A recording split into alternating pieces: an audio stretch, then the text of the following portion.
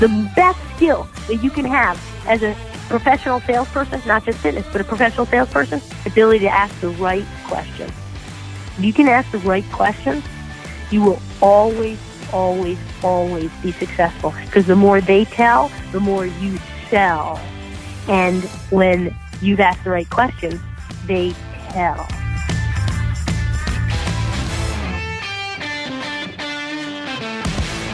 Welcome along to the FBP Intensive Series, brought to you by ABC Financial. I'm your host Chantal, and this is a 4-part series where one expert guest presents on one key topic each week for 4 weeks.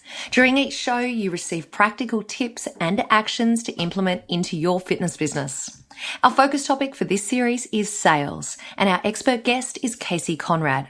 Now, if you missed any of the earlier episodes in the series, head over to fitnessbusinesspodcast.com and select the tab at the top of the screen called Intensives. There you'll find our first series on retention, plus episodes 1 through to 3 of our Sales Intensive series featuring Casey. Now, let's go straight into this week's episode. We're in week 4 of our Sales Intensive series, and it is my pleasure to welcome back our expert guest, Casey Conrad. Welcome back, Casey. Well, thank you. I can't believe it's been 4 weeks. It's flown by. It has flown by, hasn't it? Now, last week we told everyone that, some people feel a little bit funny when it comes to making follow-up phone calls. And we're hoping that you might be able to talk to us about how we actually approach those. How do we change our mindset when it comes to the way that we feel about making those calls? Well, I'm going to give you just a mind-blowing statistic, and there's going to be people that are going to say, "Oh, Casey, you're two points off," or something like that. I'm a visual person, right? So I don't necessarily remember the absolute accurate percentage, but here's what I do know: statistics show that less, and this is across all of sales, right? This is not fitness sales. I want to be clear about this, but in general, when human beings make a call or walk into a store or talk to any salesperson across any, modality, if you would, only about 3 to 5% of people buy right there, right on the very first interaction. Another 3 or 4% buy the second time, and then another 10% buy the third time. But what they find is that the majority of people, the vast majority of people buy somewhere between 5 and 13 follow-ups. Now, look, the fitness industry sale is a very short sale. What do I mean by that? We're not talking about a $60,000 car. We're not talking about buying a house. We're not even talking about necessarily buying a computer. Now, yes, some facilities are more expensive than others. Some have a contract, some have month-to-month, right? But as a general rule, when somebody walks into a fitness club, they are usually farther along in the process, especially with today's internet, okay? So, that's why we have a reasonably high first visit closing percentage. But the reality is that the industry as a whole is pathetic at following up. Pathetic. Because we have this reasonably steady stream of prospects walking through the door. You talk to anybody that's in outside sales, they have to go out and stir up their prospects and find prospects. And so they have to follow up because they don't have the freebies. The gravy train is what I call it, coming through the front door. So the first and foremost thing is follow-up is critical to high success. You can be successful in the club business and have pretty crappy follow-up. You can. I see it all the time.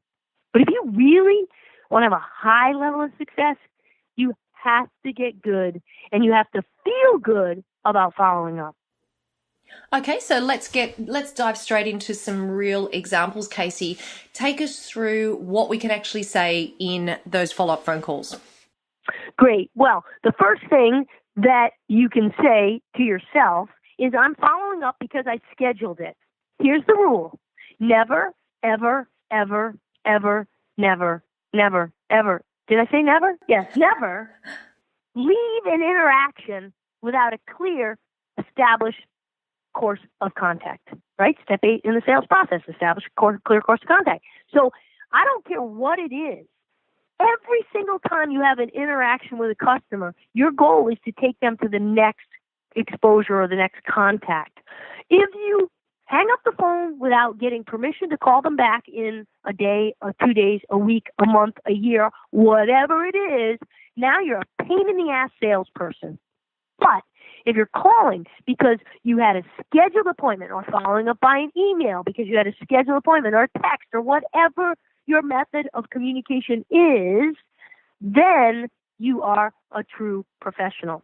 So first and foremost, you better be calling because you have a scheduled time. Now, I say that you might be mining leads because you're a new salesperson. That's a different, we're going to use the same skill set, but that's a different story altogether. Okay? So we're going to follow up with the customer. We've got a scheduled appointment, and we want to know that every single call, I don't care if it's an info call, a buddy referral call, follow-up call, an alumni call, whatever it is, every call, of course, follows steps. Step 1 is your introduction and pre-qualifying. Step 2 is your qualifying and probing. Step 3 is your closing for your appointment or next action. And step 4 is administration or administrative and wrap up. So let's suppose that you came in and you toured with me 4 days ago and you needed to go home and talk to your husband. Let's just say, I laugh at the husband objection because I never get it because, look, the husband objection really doesn't exist because if a woman wants something, she's going to get it or he'll never get it. So, so whatever the wife wants, she ultimately will get. So if she really wanted it, right? Am I right? You're yes, right. You're of course. So right. Every husband is laughing and every single guy's going, no way, man. Yeah, okay. Well, you're not married yet, so don't even go there. So you had the husband objection, and now I'm calling and following up at the scheduled time. Okay? So when I call, you want to know that you never, ever, ever, ever, ever want to say to someone, did you make a decision? Right? Or, oh, did you talk to your husband? Right? You want to start off by regrounding them into where you were. So, Chantel, it's Casey calling from ABC Club. How are you this evening? Listen, it's 6 o'clock.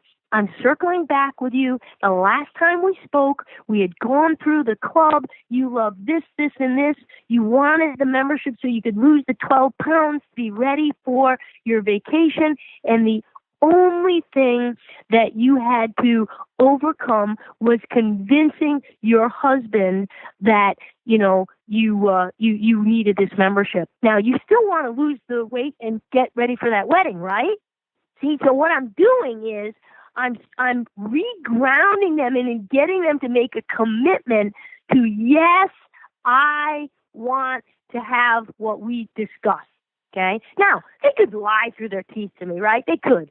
But the bottom line is I'm putting myself into a position where, I'm getting them re-engaged emotionally to what their goal was and the commitments that they gave me. Okay? So I'm then going to use phraseology. I'm not going to say, well, what did he say? I'm going to ask a question. So tell me, how did you get him to say yes? Tell me about it. Tell me about your strategy. How did you get him to say yes? Well, I haven't got him to say yes. Oh, really? Have you spoken to him about it yet? So then I'm going to backtrack. But I'm basically going to ask her to validate for me what her goal was. Her goal was to go home and convince the husband that she needed this membership. So I'm going to ask her, tell me, so how did you end up doing it? What was your strategy? And let's face it.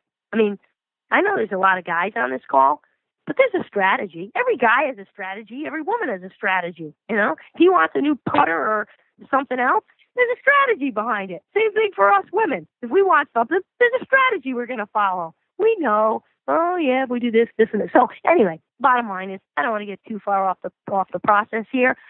I'm going to ask positive, affirmative questions that get this person to tell me.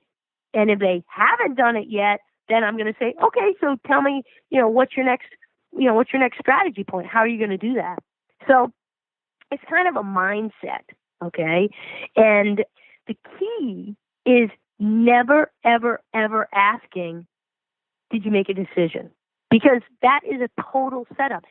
A lot of times I get interviewed and people will ask me a question like, Casey, if there's only one skill that a salesperson could have, what would it be? People think I'm going to say overcoming objections. Absolutely not. Overcoming objections is easy. The best skill that you can have as a professional salesperson, not just fitness, but a professional salesperson, ability to ask the right questions. If you can ask the right questions, you will always, always, always be successful, because the more they tell, the more you sell. And when you've asked the right questions, they tell. So that's the basic. I know it's like, are you kidding me? It's that easy? Well, of course, no, not every call is going to go, to plan. But the reality is that you're calling them, you're recapping what their goals were, you're getting them to commit to the fact that they still want that, and then you're going to basically ask them, an affirmative question. If it was the money objection, the person said, well, I need to go home and I need to really, think about it. Of course, I would have done a lot of things at the point of sale to set them up with a specific strategy that they're going to go home and try to accomplish. But I'm going to circle back and I'm going to do the same thing. Great, we had the scheduled time, and when we left, and this is what you wanted, and the only thing you needed to sort it out was, to be able to, find that extra $20 a week, in order to have the membership of your choice. Tell me, how did you do it? What did you end up coming up with? So I'm asking them to give me a solution, and this really puts the customer in a challenging position, because if they don't find a solution, it says they failed. Casey, what I find really interesting about this, because obviously this is very systemized and process driven, but it's a really good reminder of why it is so important that we record and keep track of information that we learn from our prospects. So back in show 2, we talked about the conversation that we were having, when a prospect comes into our facility. We talked about the handling objections in show 3. And all of that time, what are you doing? You're gathering information, you're gathering data. Because then what I'm hearing is that you're actually utilizing that information in that phone call that you're making to follow up. And, it brings us to a really good point. In our day of information technology, the problem is that so much of this honestly gets lost because, someone, you're working, let's say you're working off an iPad. How much can you really type quickly on an iPad? You can't. And let's say you're writing things down on a good old-fashioned piece of paper, which I love. I love paper. Oh, my gosh, I miss paper. It's like, oh, we don't have that. Oh, gosh, give me paper. It's my age, right? I'm a boomer.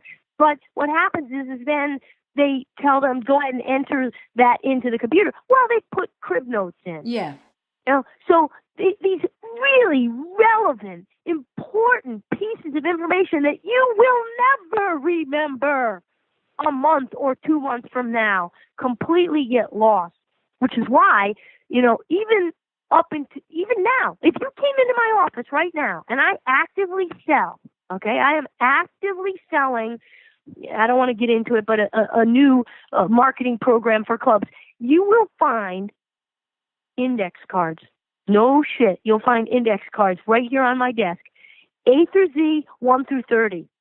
And I still use it. Yes, do I have a calendar that tells me to call that person? I do. But you know what? It's my little notes about their dog or about their vacation or things that there's no field for the damn thing in a online, note section, or it's not easy to do. You'll never remember that. So yeah, I know the kids, the millennials and the younger generation are laughing at the old chick right now. But you know what? Laugh away. It's a reality. I see it when I go in and audit clubs. Well, you know what, Casey, I think it's a really great example. And I know that there are still facilities out there that use that exact system, and it's about what works best for you. If you've got a digital product that is really good and gives you the opportunity to enter heaps of information and you feel as though you're efficient at doing that, then do it that way. But or do it pen and paper, old school, whatever works for you. But as long as you're recording that information, as you say, not skipping corners, because that can be the secret sauce to actually getting that person across the line. And when that chair turns over and the new salesperson comes in, this is why it's really important. And don't get me wrong, I'm not anti-computer. I just find that salespeople don't enter it. You know, that's the problem. It's not that they're not capturing it. Many don't go and enter it because it takes, you know, that's the kind of stuff that salespeople typically hate, you know, the admin. But if you come in as a new salesperson, I'm going to hand you an old file or a database of people that are former guests or alumni members or whatever it is to work through. And the more data you have to be able to pick up the phone and say, you know, hi, Mrs. Jones, you don't know me, but I'm calling from ABC Club. I see that, you know, you were in the club about 18 months ago, and at that time you were interested in blah, blah, blah, and blah, blah, blah, blah, blah, and it looks like you might have worked with John. I'm curious.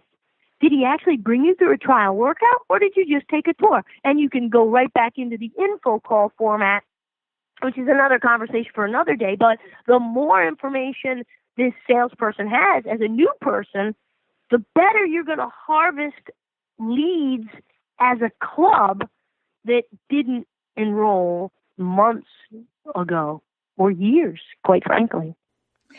Casey, in the past 3 weeks, this is week 4 now, I feel like we've had interview by numbers, because we had in week 1 our 8 steps to fitness sales, and in week 2 we had 5 steps to connecting through conversation. Week 3 we had 6 steps to handling objections. Now, do you like that? Do you think that's pretty accurate? That's good. Yeah. And today's is 4, right? Exactly. Today's is So 4. Every call has 4 steps. Yep. It's sales by numbers, this one, or interviews by numbers. So do you think, here's your last challenge to leave us with today, because there are going to be some people, I know, some people out there that want to come straight to the last show because they think that all of the answers are going to be in the last show. But I'm telling you right now, you've got to go back and listen to all 3 prior to this one.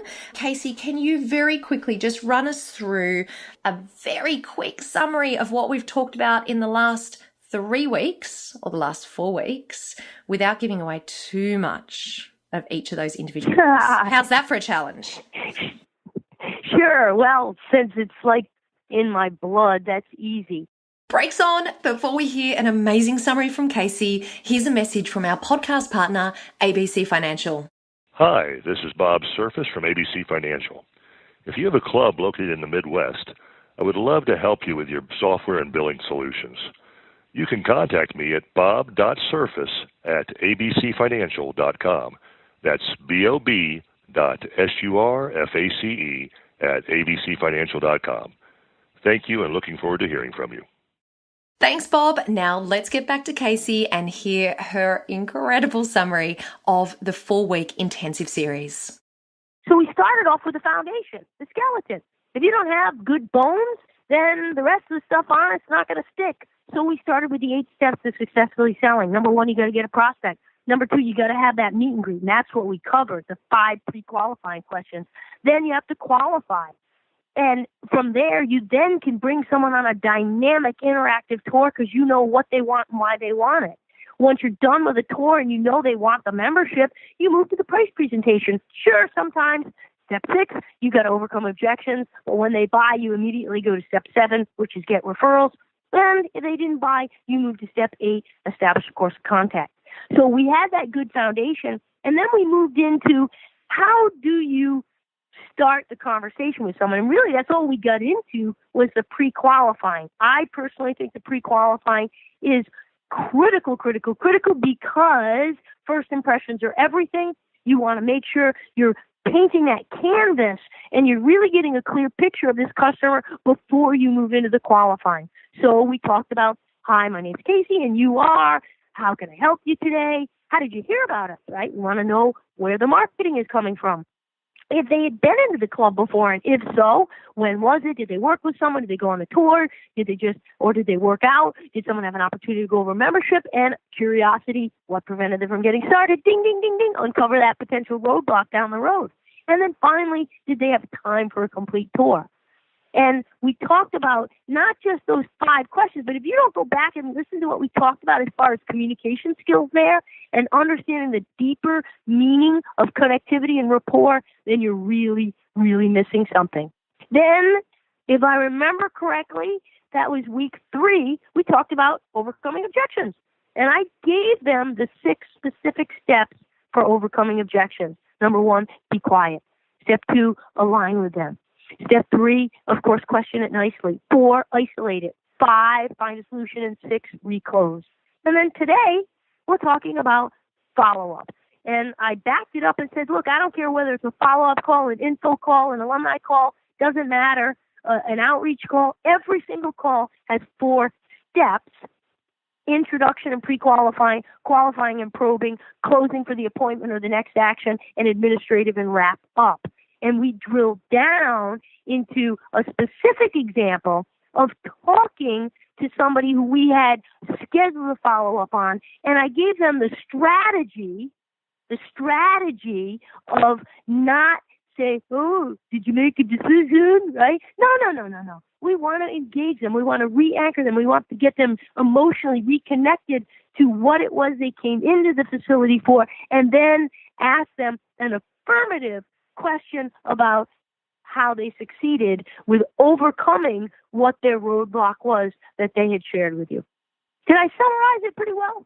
Casey, the last 2 minutes is exactly why you are the best of the best in fitness sales. Thank you so much. That was a phenomenal summary of the past 4 weeks. And I just wanted to let everyone know, because you have recently added a new publication, of course, to your extensive library of professional development resources. Do you want to give everyone a little bit of a heads up on the latest book that you've just released?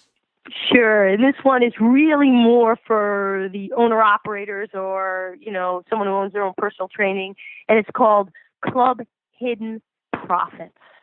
And it's really about how to use products and program marketing with some very specific cutting-edge technologies that we are knocking it out of the park with here.